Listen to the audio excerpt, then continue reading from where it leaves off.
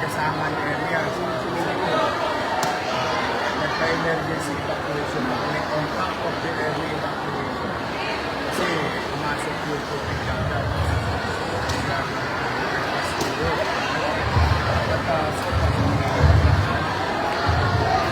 Now we are receiving assistance. SWD and NDSW. At hopefully, bumuti na yung panahon para yung ibang mga kababayan natin makabalik na. Because some portion ng Barangay 105 nakabalik na. Some portion of Barangay 101 nakabalik na.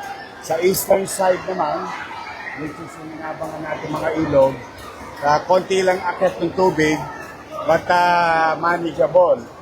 Kaya yung ibang evacuees doon sa eastern board, nakauwi na rin. So far, ang sitwasyon ng kalsada, yung ilang baha natin within the gutter deep lang. So, because of, well, I would like to thank MMDA for lending us that machine yesterday that we operated since mid-afternoon, yung nasa Roas Boulevard na mobile pumping machine.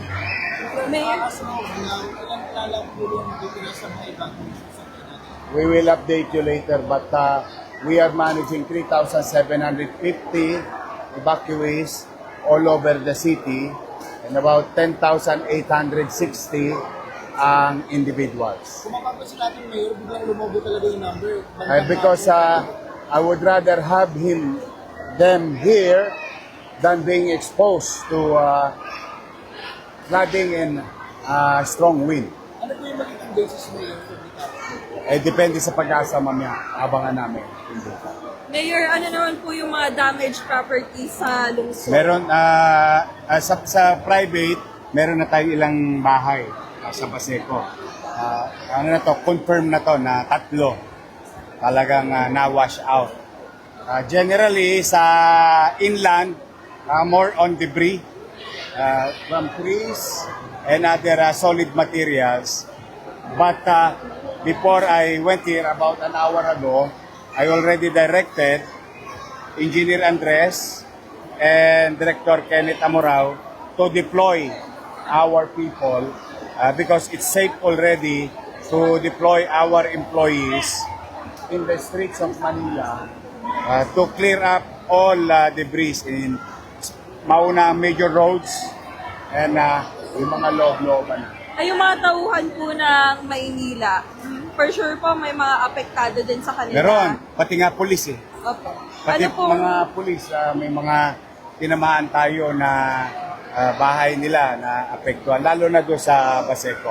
But kanina, as of about 9 o'clock, I was informed by the commander na full-time duty na ulit yung mga lespo natin. Mayor, kanina galing pa ako sa Basento. May mga residente nag-volunteer na tanggalin yung mga buhangin at bato na pinangayon ng dagat. Ano po yung magiging Salamat sa Diyos. Good. papadala ba din tayo? Natatapos lang, you were there. Any more? Thank you. Yes. Oh, sure. Baseco Evacuation Center. I'm sorry. Sa may Baseco po, sa mga schools po doon, specifically sa Benigno, yung pinapamigay daw pong food, 1 lang per family. Yung nagarak lang po yung mga... Then we'll catch up. Okay. Yung mga tent po yun, may maglalagay din po ba? Kasi nasa Wagi po sila, nababasa po sila ng ulan. Well, we try to make our tent available, but it was overwhelmed already with the sheer numbers of family. That's why the classroom are being utilized and the hallways. I think I would rather have them in the hallways than the nearby shore. Saan po yung classroom? Kasi nasa labas po sila. May mga classroom na ginamit. You can go around. Thank you. Mayor!